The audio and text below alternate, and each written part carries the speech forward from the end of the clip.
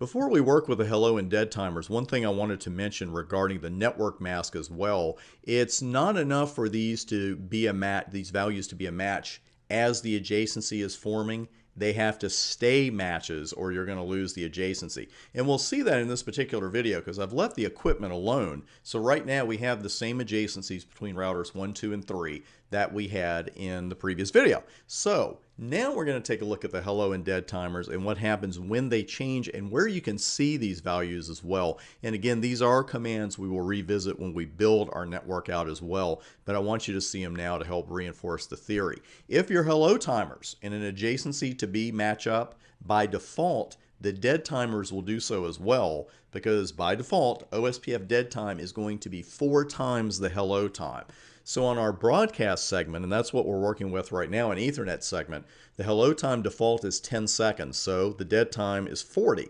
The serial segment that we'll be working with later, we'll see the default is 30 seconds, and the dead time default then would be 120 seconds. It takes 2 minutes for the adjacency to totally go down. You likely noticed in the output here of show IP OSPF that we have this dead time value right here. We don't have a hello time field here, but we do have a dead time field. And these should, as long as things stay right, they should keep refreshing and stay between 31 and 39. Because if this drops below 30 seconds, it means you missed a hello and perhaps something is just a tad askew. Because sometimes when things change that will bring an adjacency down, it does not happen immediately. And that's a really important concept to keep in mind. It's not always going to happen at one time. And actually, you'll see exactly what we're talking about in this particular lab. Let's hop back over to 3. And we've got our adjacencies over here. And of course, I just got to check one more time. And there we go. So let's run show. Actually, let's go ahead and change that timer. And do not panic, we are not going to go over every single one of these OSPF commands. We're going to go over quite a few, but one we're going to use right now is hello interval. And I want you to know that's the full command because almost everyone, including myself, always just says IP OSPF hello. It doesn't hurt you to know the full command is actually hello interval. And we do have the option of changing the dead timer without changing the hello timer. Doesn't happen very often, but we can do that. So when we change the hello interval to say 5 seconds, that's going to change the dead time as well. So let's go ahead and do a hello here. And you gotta have it at least 1 second. You can't disable hellos this way. And we'll go ahead and just set it to 5. And, nothing bad happens immediately. And if we do a debug IP OSPF hello, I think we'll see pretty quickly that that is being ran. So the parameters are mismatched. We can see that. And you notice that both the dead time and the hello timers are mismatched there. But why isn't our adjacency down yet?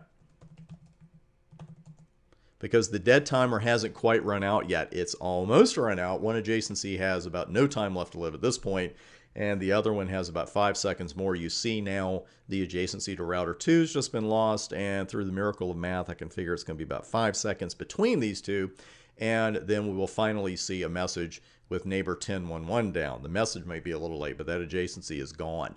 And right here, let's just take a quick look again. Received hello from 10112. Everything was fine there. There's that message. Just a little bit late there. Let me get rid of that highlighting. Then we can go back up. And you can see, again, that debug IP OSPF hello. We're receiving the hellos. So again, we can't make the assumption, hey, the hellos just stopped coming. The hellos didn't stop coming. They just didn't match the values that we had just configured locally.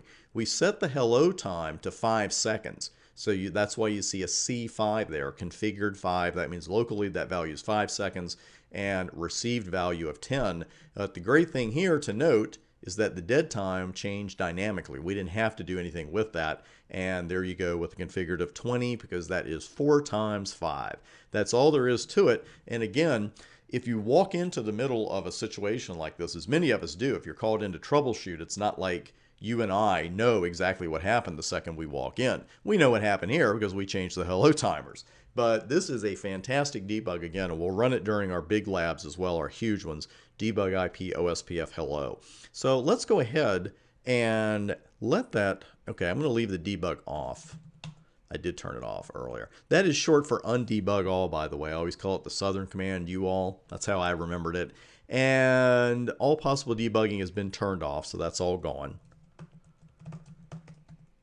Oh, and I'm going to negate that just by putting the word no in front of it. And I probably brought this up. As a matter of fact, I know I brought it up a couple of times. But if you use your up and down keys to go through your history and then do a Control A, your cursor will move to the front of it and you can just type a no in there.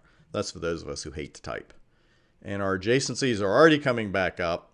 And that's as good as it gets. So neighbor 10.112, neighbor 10.111, show IP OSPF neighbor, and we're all set. But there's the proof that our hello and dead timers, again, do have to match. Unlike the network mask, there is no real workaround around that. Your hello timers and your dead timers either match up or they do not.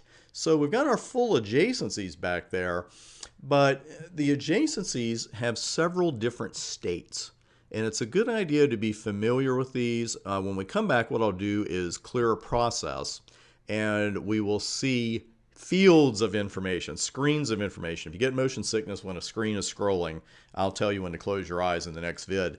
And we will see some of the adjacency states, but I'll give them all to you here on the board and a little bit of a brief description of what's going on in them, and that's coming up next.